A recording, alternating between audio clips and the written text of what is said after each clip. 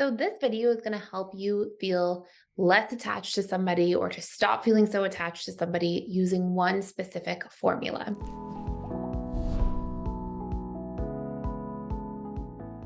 And in order to use this formula, you have to understand one really crucial thing.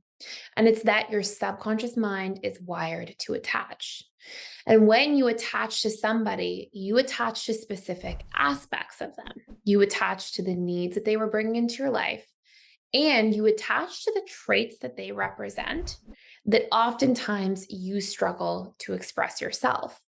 And these very things that you attach to, I mean, there's other things you attach to, but this is actually what causes the pain when you detach from somebody, is you feel like you've lost those aspects of yourself that when attached to the person you felt made you feel whole. So I'm going to explain an example for this, and then we'll go into the actual formula here. And you have to imagine, first and foremost, let's say you grew up in a family where you really can't have boundaries. Maybe boundaries for you get punished for having. Maybe you don't really get to say no. Perhaps you have really strict parents.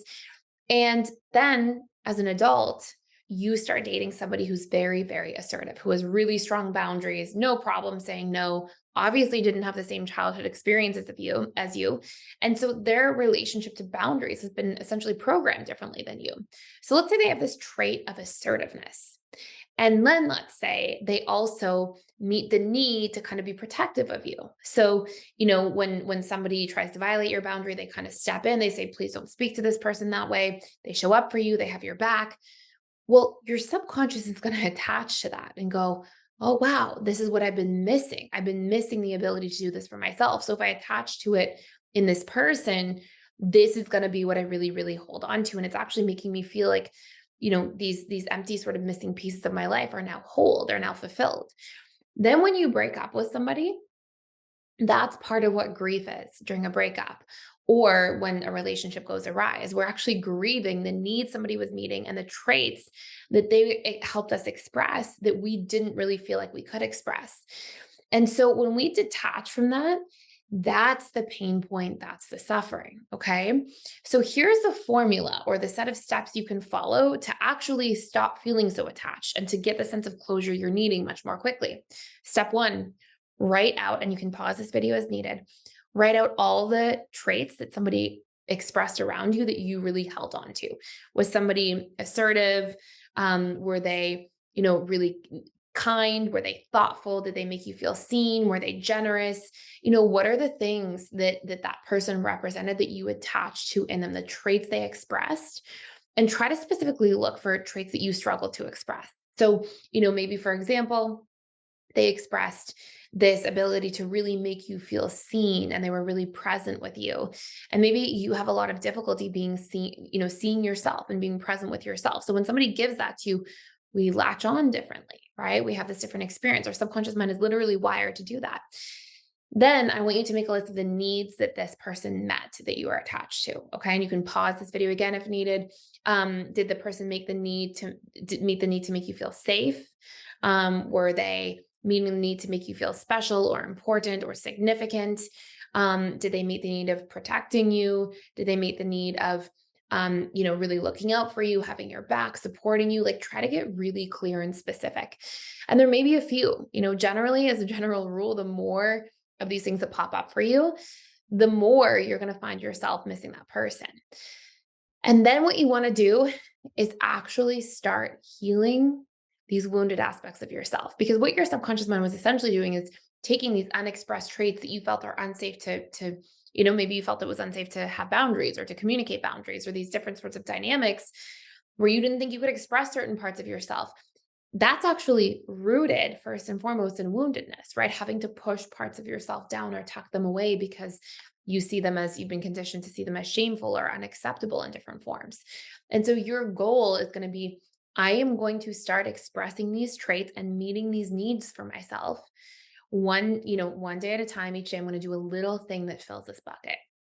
And as you do that, what you're actually doing is filling up the subconscious part of what grief is.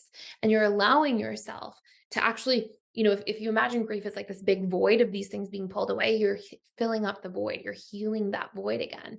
And as you do that, two things will happen. Number one, you'll stop being so attached to the person you were attached to, especially if they had other unhealthy behaviors that weren't okay for you.